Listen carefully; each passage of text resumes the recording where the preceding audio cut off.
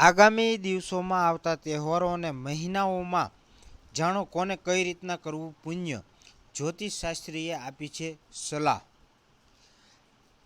વર્ષ 2024ની આગાહી પ્રમાણે વર્ષા ઋતુને જોતા જે લીલા દુકાળની આગાહી કરવામાં આવી હતી તે અહીં સત્ય થતી હોય તેવું જણાય છે. ત્યારે લોકો પર કેવી માઠી અસર પડે અને તેની તકેદારી કઈ રીતના લેવી જોઈએ તે પણ આપણે જાણીએ. ત્યારે ભાવનગર જિલ્લાના જ્યોતિષશાસ્ત્રી કૌશલ્યાબેન દેસાઈએ આપી છે સલાહ. નમસ્કાર, હું ડોક્ટર કૌશલ્યા દેસાઈ, ભાવનગરથી ગ્રાફોલોજિસ્ટ અને જ્યોતિષ. ની દ્રષ્ટિએ જોઈએ તો અષાઢ, શ્રાવણ અને ભાદરવો, આસો આ 4 મહિના વર્ષા ઋતુ છે. જ્યારે વર્ષા ઋતુ ચાલે છે ત્યારે આપણે એમ કહીએ કે હાથીઓ જે બાજુ ફરે છે એ પ્રમાણે વરસાદ આવતો છે. આ વર્ષે લીલો દુકાળ છે એ પણ આપણી આગાહી હતી, તો આપણે જોઈ રહ્યા છીએ કે અમુક જગ્યાએ પૂર આવ્યા છે, અમુક જગ્યાએ થયું છે. હવે અહીંયા એવી ઘટનાઓ બની રહી છે કે જે ઘટના આપણે સમજી નથી શકતા કે વિચારી નથી શકતા.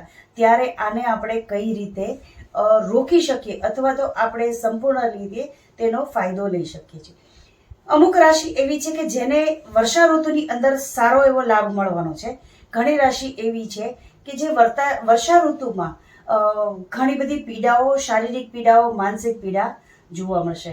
આ જે 4 મહિના છે એ આપણે ઘણા આખા વર્ષ રાહ જોતા હોઈએ છીએ. ત્યારે આપણે વરસાદ જોતા હોઈએ છીએ કે પાણી એ આપણું જીવન છે એમ પણ આપણે કહી શકીએ છીએ. અમુક રાશિ જે છે જે રાશિમાં ઘણી બધી શારીરિક પીડાઓ જોવા મળશે. સૌ પ્રથમ આપણે એ જોઈએ વૃષભ રાશિ. વૃષભ રાશિને સ્કિનની એલર્જી અને માનસિક ખૂબ જ હેડેક જેવું રહેશે અથવા તો એ ડિપ્રેશનમાં જવાની શક્યતા છે.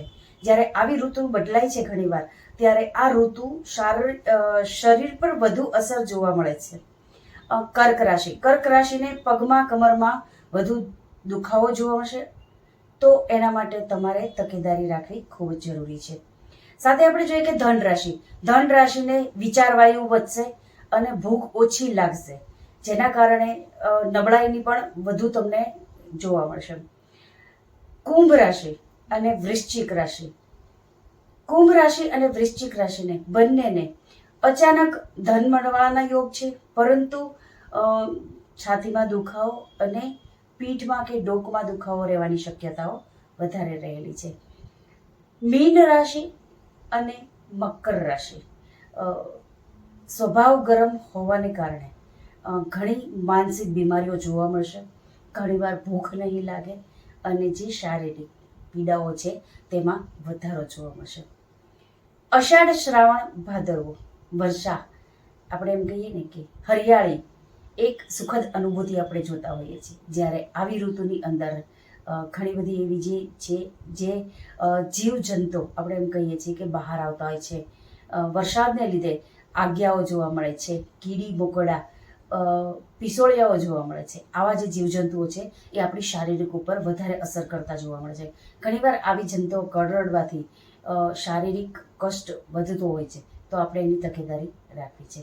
જે રાશિમાં મેષ રાશિને અચાનક ધન મળવાના યોગ છે અને કરેલા કર્મોનું ફળ સારું મળશે. મિથુન રાશિ. મિથુન રાશિને સામાન્યપણે મકાન યોગ અને ધન યોગ બની રહ્યો છે.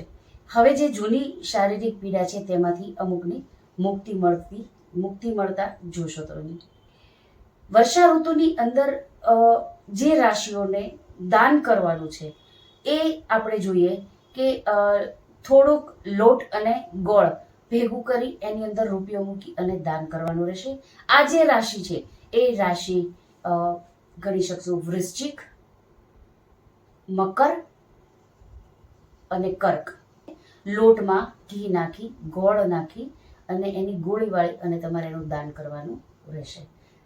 હવે જોઈએ કે ઋતુઓના ચક્રમાં આપણે આવા જે રોગ છે, રોગને સામાન્યપણે વધે નહીં તેની માટે ખાસ આપણે તકેદારી રાખશું, તો આપણે જીવનમાં સુખ, સમૃદ્ધિ અને શાંતિ જોવા મળશે. અને આપણે એવી ઈચ્છા રાખીએ કે